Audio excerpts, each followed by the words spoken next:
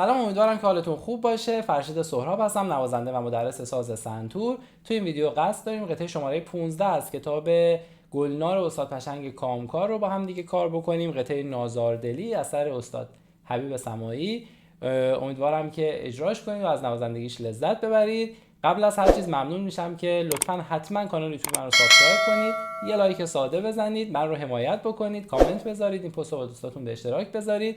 این راههای ساده‌ای هست که میتونید به من کمک کنید، به من انگیزه بدید که ویدیوهای بهتر و با کیفیت‌تری رو تولید کنم. لینک دونیت هم این پایین هست. ممنون میشم که با حمایتاتون باعث دلگرمی من باشید. ممنون که تا آخر ویدیو با من هستید. یادتون باشه که این ویدیوها صرفاً برای کانال یوتیوب من گرفته میشه و اگر این رو از هر پلتفرم دیگه‌ای می‌بینید کاملا غیر قانونی و غیر اخلاقی است. بریم که این ویدیوی خوب داشته باشیم. خب این قطعه شماره 15 6 8 و شمارشمون براش به صورت 1 2 3 4 5 6 میشه. هر شماره معادل یک نوت چنگ هست. نکته‌ای که باید مواظبش باشید اینه که این قطعه اصطلاحاً میگیم با آف تاکت شروع میشه، یعنی با ضرب بالا شروع میشه، با آخر میزان شروع میشه. مثل اینه که اولش در واقع 1 2 3 4 سکوت بوده و از ضرب شماره 5 قطعه ما شروع میشه. 5 6 میشه برای نوت سیاه اول و بعد تو میزان دوم 1 2 3 برای نوت سیاه نقطه دار میشه، 4 برای چنگ، 5 6 هم برای سیاه و دیگه به همین شکل میره جلو. حواستون باشه که توی این کتاب نوتایی که قرار ریز گرفته بشه رو با تی مشخص میکنه. پس نوتایی که تی داره رو ریز اجرا میکنیم. بریم از اول نوت خوانی کنیم و اجرا کنیم و اگر نکته خاصی بود بعد توی قطعه با هم دیگه بررسیش میکنیم. خط به خط میریم جلو. خط اول نوتامون هست سی دو ر دو، دو ر دو دو می، ر دو سی سی. بعد میایم رو سیمای سفید فا سی سی و اون سیه میره برای شروع جمله بعد. پس تا اون سکوت چنگ اجرا میکنیم. میریم روی ساز میزنیمش. سی دو ر دو، دو ر دو دو می، ر دو سی سی فا سی سی. میشماریمش 5 6 1 2 3 4 5 6 1 2 3 4 5 6 1 2 3 4 5 6 1 2 3 4. این 1 2 3 میشه فا سی سی، 4 سکوته.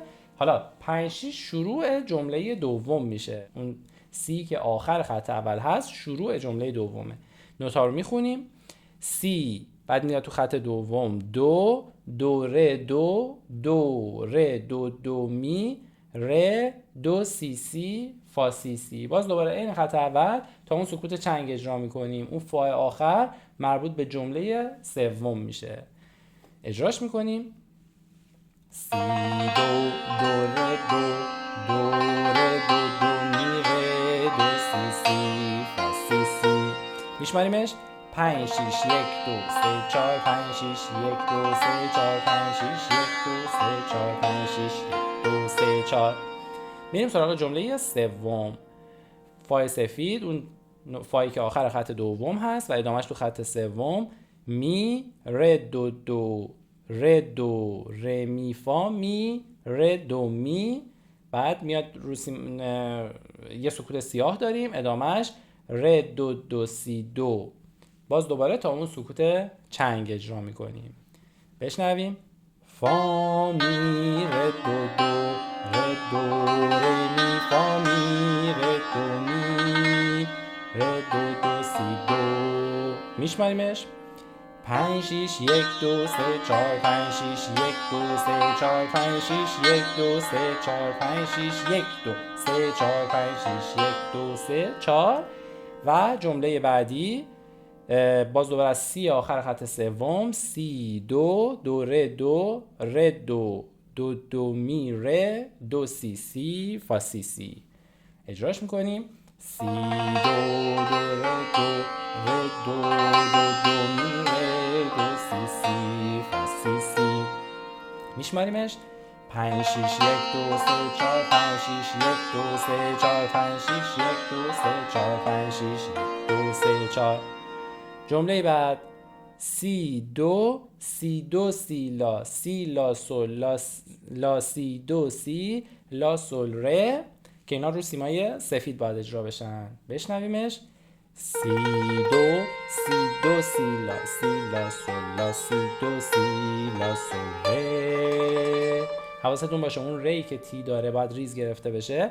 اولا که خط اتصال داره به ری میزان بعد، یعنی باید به اندازه کشش هر دو تا نوت ریز رو ادامه بدیم. 5 6 توی میزان اول و 1 2 3 توی میزان دوم، یعنی به اندازه 5 ضرب بعد ریز ری رو بکشیم. و اون 8 که بالای تی هست یعنی اینکه اول باید با دست راست یه تک روی ری بزنیم بعد ریز بگیریم. علامت بکاری هم که کنارش گذاشته مربوط به کوک سازه. شما تو نوازندگی هیچ کار خاصی نمیخواد بکنید، روی ری سفید این 5 شماره رو ریز میگیرید. با شمارش اجراش میکنیم: 5 6 1 2 3 4 5 6 1 2 3 4 5 6 1 2 3 4 5 6 1 2 3 4.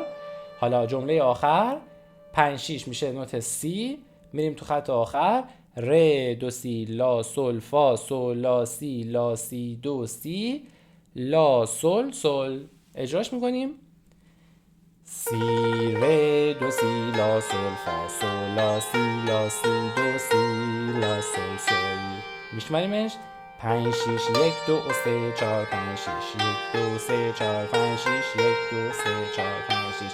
من دیگه توی این سطح تأکیدی آنچنان دیگه نمی‌کنم روی اون شمارش ها و وزن‌خوانی، اینا چیزاییه که توی کتاب قبلی کامل توضیح داده شده و اگر توی این شمارش ها مشکل دارید حتما باید برگردید اول توی کتاب قبلی شمارش رو کامل یاد بگیرید و بعد بیایید توی سطح بالاتر. پس اینجا دیگه برای اینکه خب دیگه به هر حال اونایی که کار کردن اومدن جلو، الان دیگه جاش نیست که من توضیح بدم و وقتمون رو صرف این نمی‌کنیم.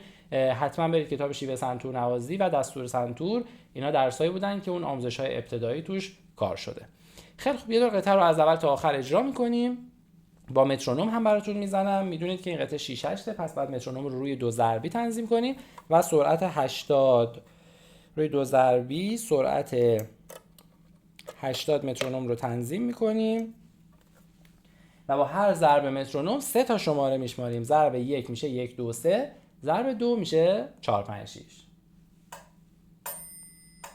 1 2 3 4 5 6 1 2 3 4 5 6 1 2 3 4 5 6 1 2 3 4 5 6 1 2 3 4 5 6 1 2 3 4 5 6 1 2 3 4 5 6 1 2 3 5 6 1 2 3 4 5 6 1 2 3 4 5 6 1 2 3 4 5 6.